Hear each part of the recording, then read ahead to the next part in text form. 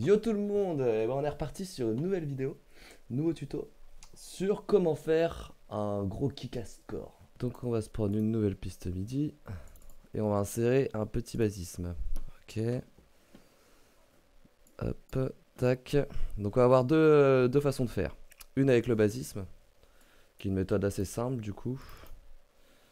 Hop, on va se prendre un kick. Hop, hop, hop.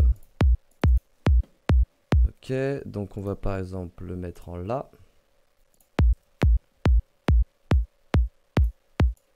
Faire vite fait des petits réglages. Alright, ensuite on va mettre directement le petit saturator qui va tout faire. Ah oui, alors donc si on veut faire un kick exit core, on va mettre un peu plus de end, histoire qu'il y ait de la basse.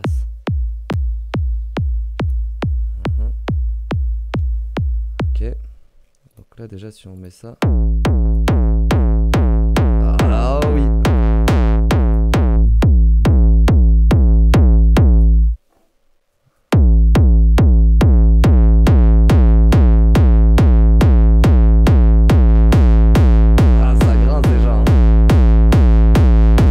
Là vous pouvez toucher les paramètres du basisme pour voir un peu ce que ça fait avec le saturateur. Là si vous voulez quelque chose d'assez sec et mettre même si vous voulez une petite basse derrière. Je sais pas ce que ça donnerait par exemple si on met ça avec ça.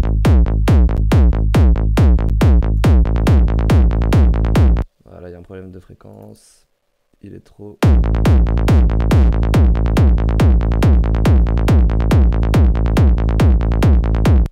Bah, ça peut marcher aussi, hein. Mais bon là c'est pas trop ce qu'on veut, nous on veut plutôt un...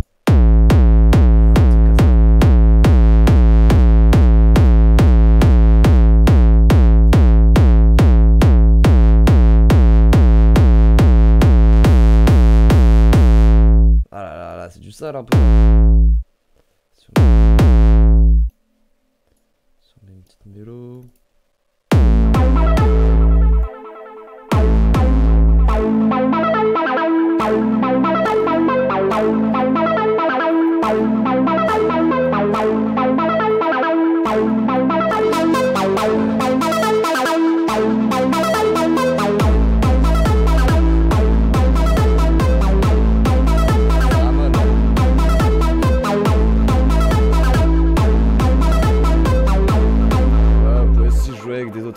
Soit vous enregistrez un kick avec un petit peu de end et un autre avec un gros, et comme ça vous jouez avec les deux.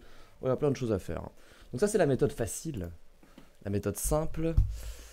Et alors maintenant on va créer un kick vraiment de A à Z quoi, avec Serum. Donc ça pour l'instant, tac tac, tu te tais toi aussi. Et donc on se chope notre petit Serum. Pas très... Ok. Et donc là on va faire la même chose. Donc là du coup le do ou pas a une importance hein, pour le coup. On va le mettre directement là. Là, ok. Ensuite du coup, première chose à faire, pareil que la basse, on enlève la phase et le random. Hop, on va dans les matrices. On prend notre LFO 1. Tac tac tac, on va chercher, donc vous avez deux manières de faire, le master tune ici, en gros ça va jouer sur le pitch du kick, et ça va le faire, donc là, si par exemple on le lance, vous allez comprendre. Donc là il est des deux côtés, on le met sur un seul côté.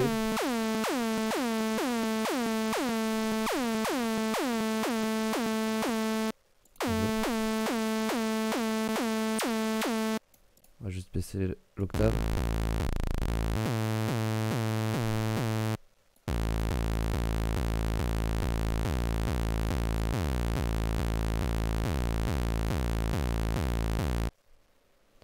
Ok, ça ressemble pas à grand chose.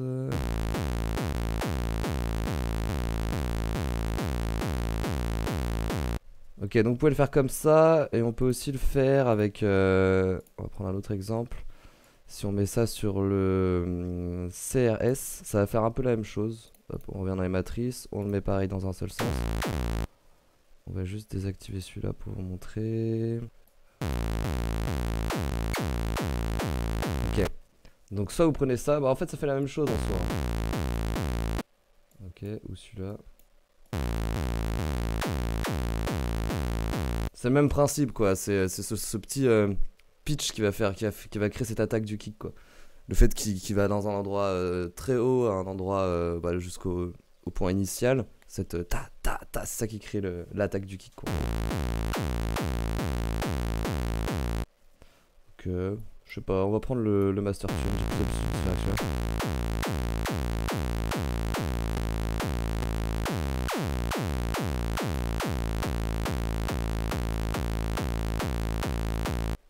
Ok, donc on va changer la forme d'onde aussi. Donc là c'est une onde sinusoïdale. Vous pouvez tester les autres.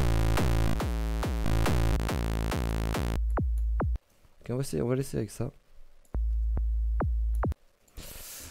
Et on va rajouter tout de suite une petite disto. Donc celle qui marche bien c'est la diode 1. La diode 2 aussi ça va. Vous pouvez tester plein de saturations différentes, hein. Celle qui correspond le mieux. Ok.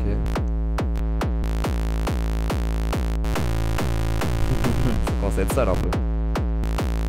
Ok, donc après on va jouer aussi avec l'enveloppe de la forme d'onde. Mettre plus ou moins de decay. Voilà, ça dépend de ce que vous voulez. Si vous voulez un bon gros kick avec plein de low end, ou si vous voulez juste l'attaque du kick et après mettre une basse derrière. Ok, il y a le hold aussi.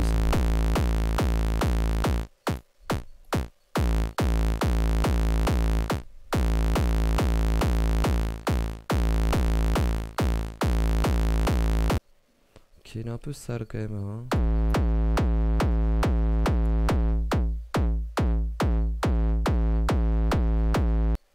On peut mettre aussi un filtre avec. Prendre une autre enveloppe. Tac, on va faire un truc comme ça.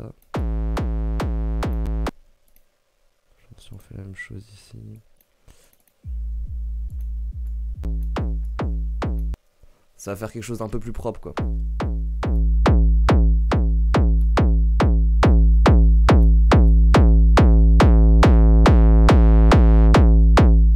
Vous pouvez jouer avec ça aussi en mettant des automations, faire un kick qui progresse un petit peu vers le énervé. Là.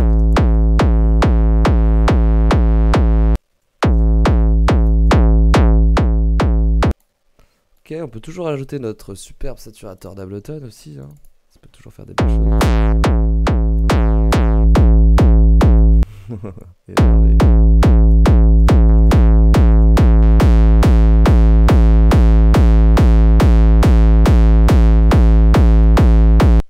Après, on peut essayer avec plein de formes d'ondes différentes, hein.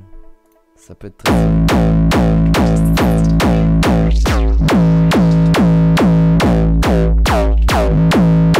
stylé.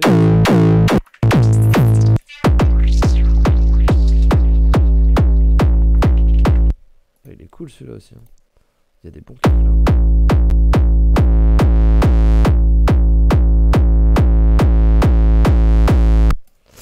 Bon voilà, c'est à peu près tout pour ce tuto. Faut tenter, hein, avec plusieurs formes d'ondes. Vous voyez bien que ça change quand même pas mal le son. Énervé.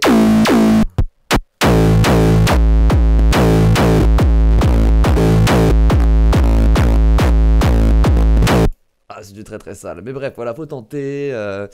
Faut essayer des choses. Il y a différents saturators. Vous pouvez mettre... qu'est-ce que vous pouvez faire d'autre? Peut-être jouer avec les Q aussi des fois. Bon, ça c'est... Je suis pas sûr de moi.